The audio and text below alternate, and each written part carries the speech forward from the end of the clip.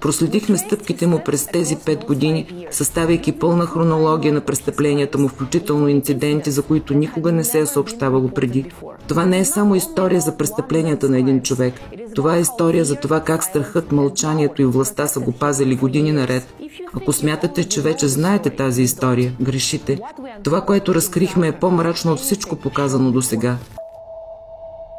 Кой е Якоб Яхъл? Той е роден през 1989 година.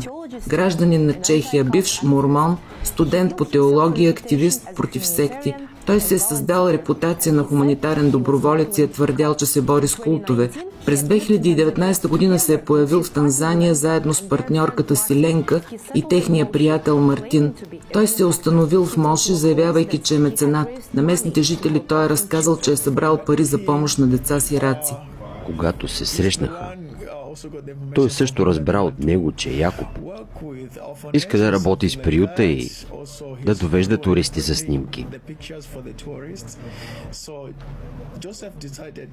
Затова Джозеф реши да го запознае с Боб и Рамадан в центъра Nature and Skills. И всичко започна оттам.